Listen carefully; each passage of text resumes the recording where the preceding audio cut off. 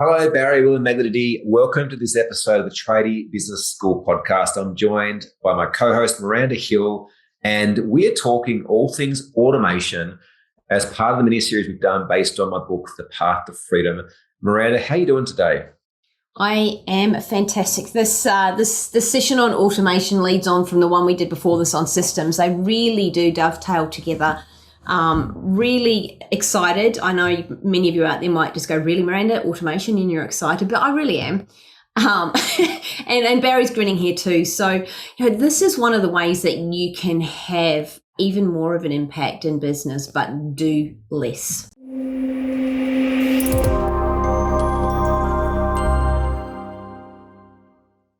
And if you haven't already, you need to go back and listen to at least this full mini-series starting with vision, mission, values, et cetera, because they do all lead on from the next.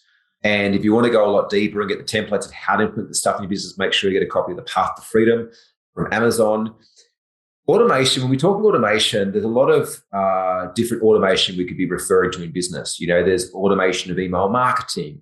There's automation of client onboarding. And yes, they're all automation, but the bit that I want to specifically dive into today is twofold. One is how do we set up our systems and processes and team to be more autonomous and automated? And two, more so, I guess, getting into a mindset of creating automation in business. Because anytime you can create automation, meaning that there is some form of process or system happening without you or necessarily another team member being involved, it means your business becomes more efficient, more effective, and of course, more profitable. So that means you'd have a greater impact in your business, but doing a lot less, which frees you up to focus on high value activities and ultimately gets your business to run without you. There's still going to need to be some humans involved in the business, right? But there's a lot of things that we see business owners, tradies, contractors doing that they shouldn't be doing, right? Or that no human in their business should be doing, because there is simpler ways about doing it. So we're not going to dive into, what are the top 10 software systems to growth hack your time, but we are going to talk a little bit deeper into how do we set up our systems and processes and team to be more autonomous. We spoke a little bit in the last episode around how we use Asana connected to our systems, our SOPs, our how-tos in our Google Drive or Dropbox, one of the cloud storing softwares, to allow your team members to operate more effectively. But ultimately, we believe that until your business runs without you, you have a job, right? Which is very high risk, and you don't realize how high risk it is until you can no longer show up at work and the money stops coming in and the bills keep piling up and your partner's nagging you because the power's cut off and there's no food to feed your kids.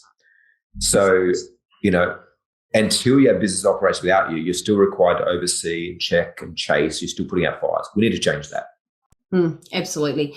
It's exhausting too, having to be across everything. So whether or not you're doing okay at it now, as your business scales and grows, and we hear it time and time again, it's like, I want to grow my business. I want to grow my business. Yet the business owner's hand is in every piece of the pie in the business. They're wearing every single hat and overseeing everything, making constant, continual decisions. And if you're out there listening to this and you're like, wow, my phone keeps ringing as I'm trying to listen to this. And every step of the way, someone has to call me and ask me what to do next. Then start with the systems episode. At the very minimum, go back and listen to this because it joins directly into this. What we're talking about today is how to get your systems running automatically in your business. This is all around creating routine in your business. It's around getting things to happen on a recurring frequency and to happen without you, I guess, pressing the button every time to make the next step happen. Yeah. It reduces all of that. So, just touching on for a moment, decisions, Barry. I know we often talk about decision-making fatigue. And those of you out there might have heard about it. Think about it for a moment. In every single day, we have myriads, hundreds and hundreds of decisions to make, and some are big and some are small.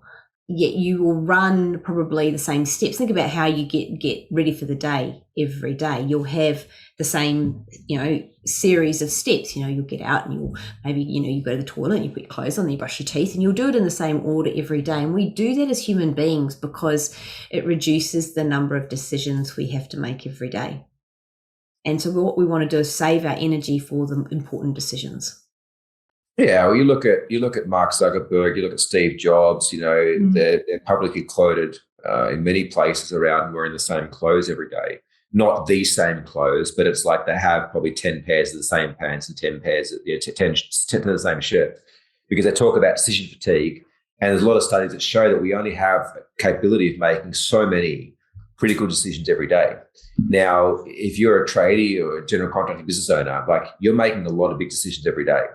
So the more that we can pull that decision making ability away from those meaningless tasks, or the things that we can put into automation, or the things we can delegate off to our team, the more capacity you have to take on board bigger problems.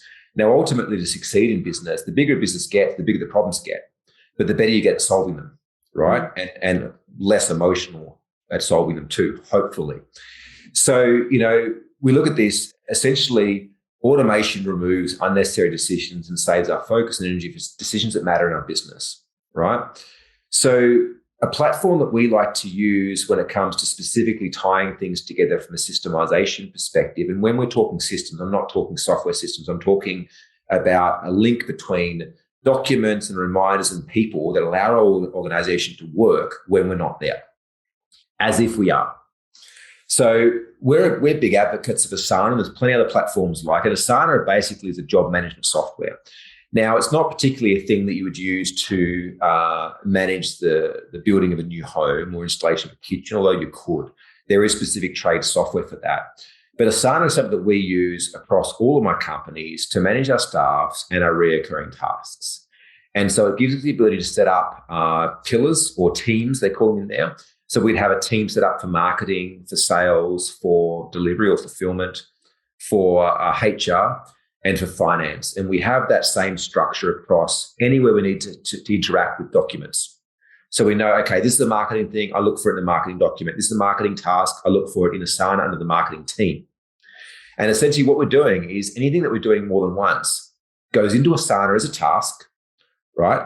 And it gets linked, hyperlinked to the document in Google Drive, and a team member gets assigned, and it gets assigned with the day of the week and how often it's to reoccur.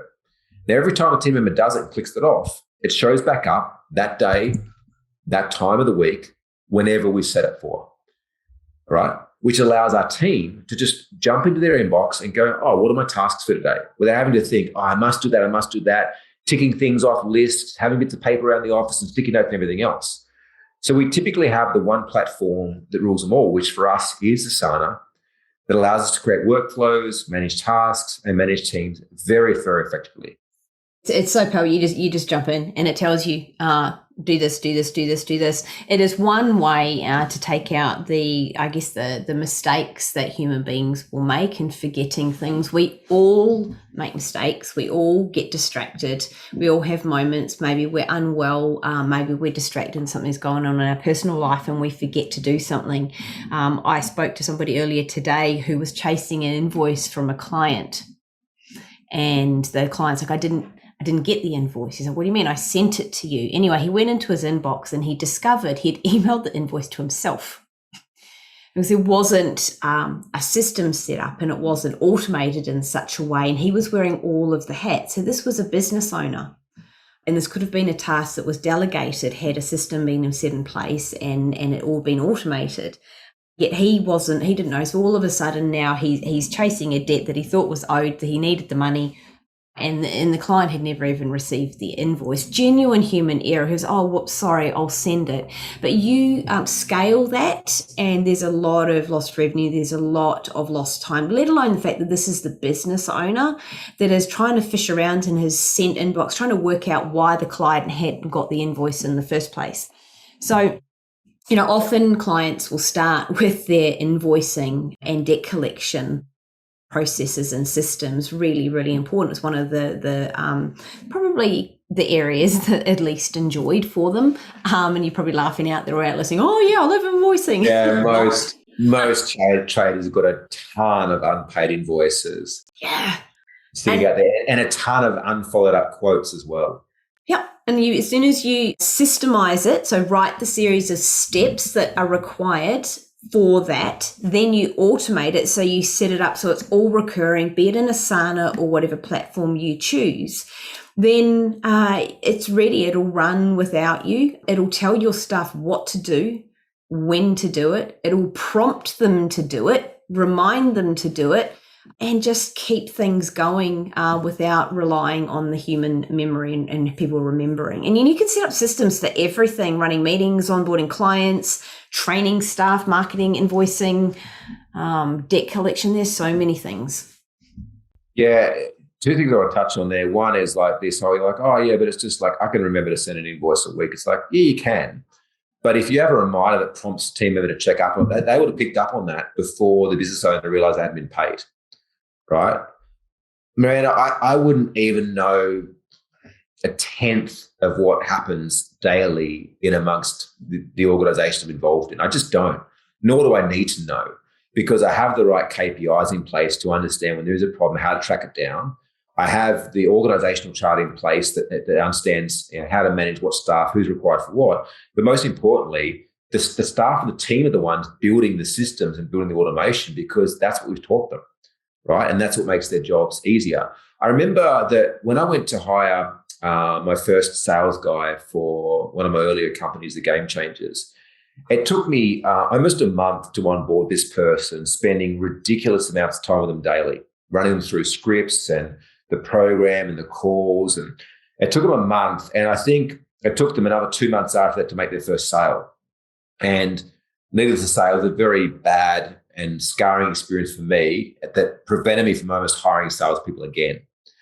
And I've spoken to a lot of traders that are like, I'm never going to hire admin staff again. Last time was a nightmare. They cost me more money than they made me. Yes, because you didn't have a system to onboard them and train them. So the next time I did it, I was like, right, I'm going to hire 3 salespeople. I'm going to have them compete against each other for the job. And the one that makes the most sales at the end of the month is the one that receives the salary plus commissions, and the other 2 just get commissions and no job. And I actually did this before I hired them, is I went through on Asana and made a full salesperson onboarding. I put videos in there of previous sales calls. I put links to scripts. I put links to vision mission days. I put training videos that I pre-recorded. I systemized the shit out of the onboarding of the salespeople. Now, the cool thing is I had a 30-minute call with them when they started, and I didn't speak to them again for 7 days. And between the onboarding call of 30 minutes and 7 days later, all of them made a sale. Every single one of them made a sale, right? Now, yes, I probably hired slightly better salespeople, but actually what really happened is they had a full onboarding process that took them step by step through everything they needed to know that they could get trained up on before they even started the role, right? This is the opportunity you guys have as tradies to make a really incredible business that allows you to do more of what you love through systemization and putting those systems in automation. Oh, I had the same experience. We're onboarding somebody at the moment, 2 days into the role, and I sent them through a file as we do, and off went the email with all the key bits in it. And she's like, oh, hang on. And I sent this off. I said, here's the thing. And she's like, okay, I'm just going to go off and watch my video now. And it was all in there. I didn't have to do anything at all. And out came the other end exactly what I needed, because it was all written as a series of steps. She knew when she received this document, it kicked off the system, and out it all went the other end. She was empowered to do it on her own, to make decisions. Honestly, it all just happened. It didn't require me sitting teaching any of the steps. It all happened. Yeah, we recently had to transition our client care person in Tradie Business School, and it's a very complex, challenging role, especially for a Filipino staff member, because we're across Australian accounting, US accounting, as well as speaking to clients. It's a very, very challenging role to hire for, let alone train for. We had to move this person on very short notice, and we found someone that were up and running within a week, right? Now, that never would have happened years ago. That's happened because we have the system and process for doing it. So hopefully, Miranda and I have inspired you enough to realize the importance of systems and automation. Again, grab my book. We go through it step by step. If you want some help doing this stuff, just join the Tradie Business School.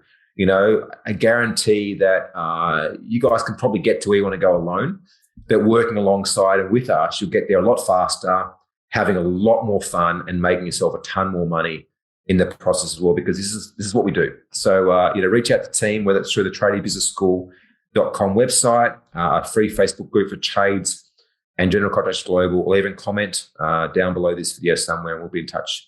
Miranda, thank you so much for your time today. Thanks, Barry. Great conversation. And thank you to all you listeners out there for joining us today. And we'll see you on the next episode. Until then, bye. See ya.